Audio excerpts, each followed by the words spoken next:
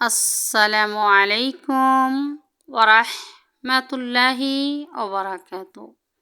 Hello everyone, কেমন আছেন আপনারা? চলে আসলাম প্রতিদিনের মতো নতুন একটি ভিডিও নিয়ে আপনাদের মাঝে। আজকে আমি ফুলকপির চপ বানাবো, তাই আপনাদের মাঝে শেয়ার করছি। শুরুতে আমি ফুলকপি ধুয়ে কেটে রেখেছিলাম। এখন এগুলোর মধ্যে আমি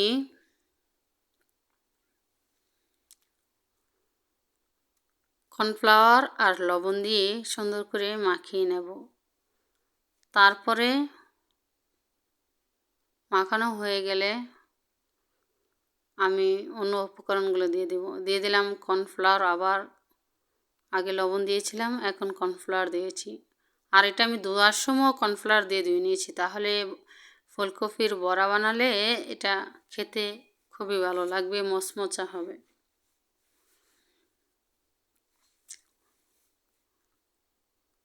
এখন এগুলো আমার হাত দিয়ে মিক্স করা হয়ে গেছে। এখন প্রত্যেকটা আমি রেখে দিলাম। এখন আমি উপকরণগুলো দিয়ে দিলাম গরম মশলা, হলুদ, লবণ, দিয়ে দিলাম 1 কাপ পরিমাণ ময়দা, তারপর দিয়ে দিলাম 2 টেবিল চামচ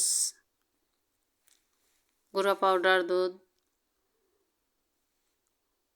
তারপরে ভালো করে আমি চামচের সাহায্যে এটা মিক্স করে নিচ্ছি। তারপরে আমি পানি দিয়ে দেব একটু পরে।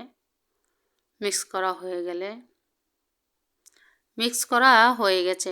এখন আমি 2টো ডিম নিয়ে নিচ্ছি, ভালো করে কাঁটা চামচের সাহায্যে এটাকে ফেটে নিচ্ছি। এখন আমি এগুলার সাথে মিক্স করে নেব ডিমটা। মিক্স করা হয়ে গেছে। এখন পরিমাণ মতো আমি 1 কাপ পানি দিয়ে দিলাম।